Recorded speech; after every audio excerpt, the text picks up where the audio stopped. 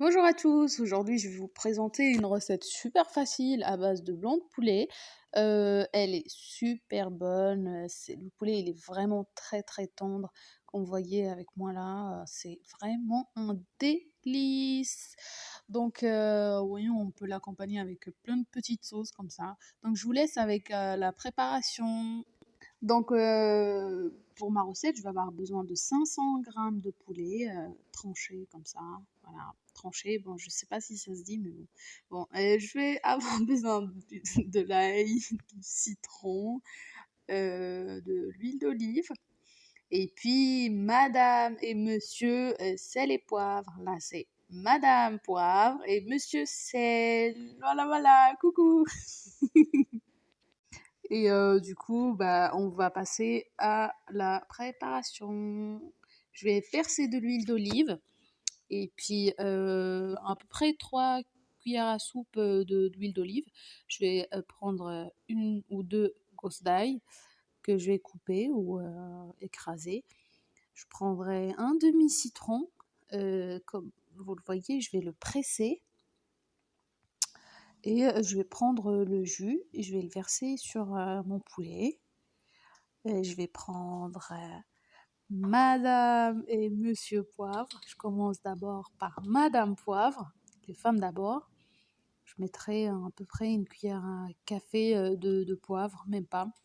Et un petit peu de sel. Après, ça dépend des goûts. Voilà, on met un petit peu de sel. Et je vais mélanger tout ça.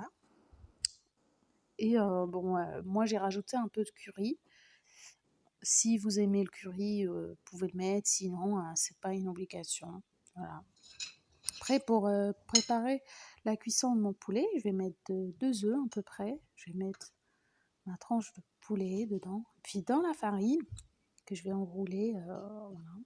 Et je remets dans les œufs.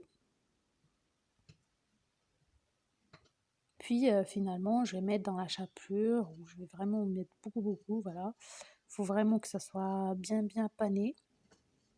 Et voilà le résultat, c'est super bon. Déjà, ça donne envie. Voilà, je vais mettre l'huile à chauffer. Il faut que ça soit vraiment très chaud. Je vais mettre tous mes morceaux de poulet dedans. Bon, ça cuit très vite, faut être vraiment vigilant. Faut que le feu soit à fond pour que le poulet il cuit pas trop, pour que ça reste tendre et que ça garde le jus. Voilà le petit dernier, et voilà. Donc, je vais les sortir tous. On mélange de temps en temps. Non, plutôt, voilà. Et le voici mon résultat final. C'est très croustillant, très bon. On peut mettre du citron par-dessus. On l'accompagne avec plusieurs sauces.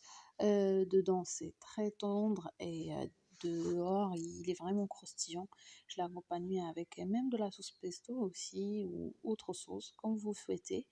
La prochaine fois, je vous présente des petites sauces fait maison. J'espère que ça vous a plu. Abonnez-vous pour avoir encore plus de recettes. Et je vous dis à très bientôt.